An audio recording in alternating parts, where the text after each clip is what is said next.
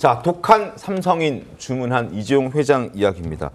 평소 온화한 성격으로 알려진 이재용 삼성전자 회장이 이례적으로 임직원들에게 강력한 메시지를 내놔서 주목받고 있습니다. 죽느냐 사느냐 위기에 직면해 있다. 사직생의 각오로 하라, 이런 메시지였습니다. 네, 맞습니다. 이재용 회장 최근 반도체 업황 부진과 트럼프 2기의 관세 압박 등으로 여러 가지 어려움을 겪고 있는 상황인데 이 회장의 과거 모습 잠깐 보고 이야기 나눠보겠습니다. 회장 취임하신 소감 한마디 해주시죠. 제 어깨가 많이 무거워졌습니다. 국민들에게 조금이라도 더 신뢰받고 더 사랑받는 기업 만들어 보겠습니다. 많은 국민들의 응원 부탁드리겠습니다. 감사합니다. 이 사건 수사와 재판 과정에서 정말 긴 시간이 지났습니다. 이번 판결을 계기로 이제는 피고인들이 본연의 업무에 전념할 수 있게 되기를 희망합니다. 네, 안 기자님, 지금 보신 것처럼 이재용 회장 사법 리스크는 어느 정도 무게를 좀 털었다. 그래서 이제 경영에 좀 더 집중하는 모습을 보이는 것 아니냐, 이런 해석이 나오는 게 임원 2,000명에게 영상 메시지 보냈다고 하는데 수위가 좀 높더라고요.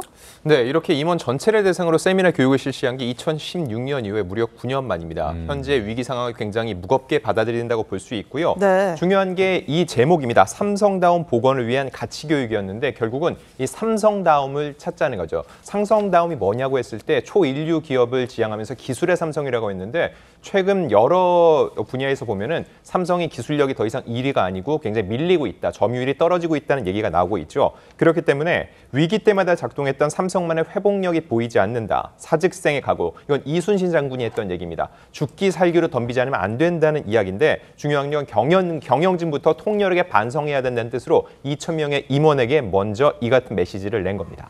그러니까요. 임원들부터 좀 바뀌어야 된다. 네. 이런 메시지인 것 같은데 독한 삼성인 명패라는 걸 줬다고 해요? 네, 맞습니다. 이 전 임원에게 준 명패 내용을 보면은요, 위기에 강하고 역전에 능하며 승부에 독한 삼성인이라는 이 명패를 줬다고 합니다. 사실 이 사원들에게까지 이걸 강요를 했다면 이거는 좀 강요가 아니냐, 너무 강한 메시지가 아니냐 할 수 있는데 임원들 먼저 정신을 바짝 차리지 않으면 안 된다는 위기의식이 굉장히 팽배해졌다고 볼 수 있겠고요. 최근 이 삼성은 보면은 한국을 대표하는 기업입니다. 근데 한국이 여러 주요 분야에서 점유율이 떨어지면은 한국의 이 기술 경쟁력 자체가 떨어질 수밖에 없겠죠. 그렇기 때문에 이처럼 이런 강력한 독한 삼성인 명패를 통해서 위기의식을 굉장히 고취시키는 동시에 이 상황을 타파하기 위해서 모두가 정신을 바짝 차려야 된다. 다시 한번 강조한 메시지라고 볼 수 있는 겁니다. 그러니까요. 임원들, 니들부터 잘해라 라는 메시지를 이재용 삼성전자 회장이 강력하게 내놨습니다. 그만큼 삼성의 위기가 굉장히 심각하기 때문에 이런 메시지들이 나왔다고 봐야겠죠. 어느 정도로 심각합니까? 일단 반도체 부분에서는 이제 기술 한계를 느끼고 있다는 것이고, 네. TV나 가전제품이나 아니면은 핸드폰 같은 경우는 그 시장의 점유율이 점점 낮아지고 있죠. 그래서 여러 가지 수치로도 지금 많은 것이 나타나고 있는데 점유율 하락 부분이 스마트폰, TV 다 저렇게 줄어들고 있지 않습니까? 그런데 네. 저 이유 중에 하나, 여러 가지 뭐 국제적인 환경도 있지만 하나는 이재용 회장이 가지고 있던 사법 리스크가 원인이라는 이야기도 있었어요. 네. 공격적인 경영을 잘 하기가 어려우니까. 그런데 얼마 전에 2심에서 19개 혐의가 전부 무죄가 됐기 때문에 네. 상당히 이제부터 의혹을 가지고 하겠다. 그런 의미에서 이런 사직생 이야기까지 넣은 것이고, 그 결과 우리나라 그 주식하는 분, 우리나라 인구 한 10% 정도는 10명 중에 1명은 삼성전자 주식을 하고 있다고 해요. 네. 와이프도 갖고 있어요. 네, 그렇습니다. 10명 중 1명, 500 몇십만 명이던데.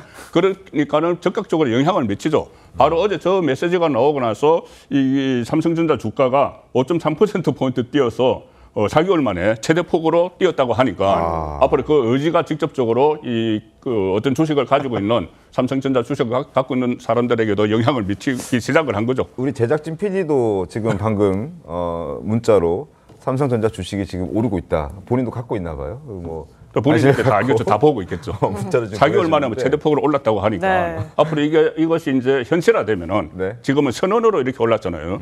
이게 경영에 직접 접목이 돼서 현실화되면은 삼성전자 주식이 더 오를 수도 있겠죠. 그러니까 뭐 8만 전자, 10만 전자 했었는데 예. 그렇죠. 뭐 4만 지금 전자까지. 5만 얼마입니다. 5만 8천 원 정도 하는데 뭐 오르긴 올라야죠.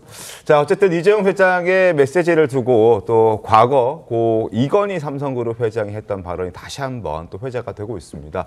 그 목소리 들어보겠습니다. 바꾸려면 철저히 바꿔. 극단적으로 얘기해. 농담이 아니야. 마누라 자식 빼는 거 다 바꿔봐.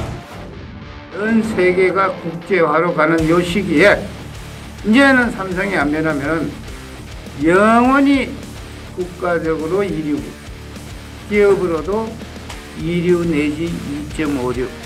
잘 해봐야 1.5류까지는 갈 수 있을지 모르겠다. 이 삼성그룹이 질이다, 질. 양을 포기하고 질로 가자는 것도 아니다. 양 10%, 15% 낮추고 질로 가자는 게 왜 안 되느냐. 정말 요 앞으로 몇 년, 10년 사이에 정신 안 차리고 있으면 금방 뒤지겠다 하는 느낌이 들어서 더욱 긴장이 되네요. 더 앞서 나가야 되겠다 하는 생각이 듭니다. 예, 송 부원장님, 이 당시에 이건희 회장 같은 경우에는 휴대전화 화형식 같은 것도 했었고 또 마누라 자식 빼고 다 바꿔라 뭐 이런 얘기 해가지고 철학이 위기를 기회로 바꿨다 이런 얘기 많이 들었잖아요. 그게 이제 프랑크푸르트 선언이죠. 프랑크푸르트 선언이라고 네. 해서 이건희 회장이 그때 완전히 전환점을 만드는 삼성의 전환점을 만드는 그 삼성전자 쪽으로 그 이후에 집중적으로 이제 투자를 했고 네. 좀 첨단 산업 쪽으로 앞서 나가는 계기가 됐죠. 그리고 그 전에 이병철 선도회 회장도 또 도쿄 선언이라는 거 한번 한 적이 있어요. 네. 그러니까 삼성은 어떻게 좀 나태해지거나 조직 전체가 나태해지거나 아니면 국제 환경에 따라서 좀 위기에 빠졌다고 했을 때 회장들이 나서서 메시지를 내고 그 메시지가 어떻게 보면 전체 경영하는 데 또 반영이 돼서 반전의 기회를 만들어 오곤 했는데 그런 모습은 뭐 다른 기업도 어떻게 보면 비슷해요. 비슷한 그 다른 대기업들도 좀 중요한 순간마다 오너 회장이 일종의 메시지를 내고 나면은 네. 그것이 이제 사업이 좀 다각화를 한다든가 아니면 투자를 좀 전환을 한다든가 그런 일들이 있었기 때문에 이게 삼성의 이재용 회장의 이번 사적색 선언이 앞으로 실천으로 어떻게 그 전개가 될지 그 부분이 가장 관심사가 되는 거죠. 알겠습니다. 자, 사법 리스크를 넘어선 이재용 회장의 사직생 발언, 이게 어떤 삼성의 변화를 가져올지 저희 함께 지켜보겠습니다.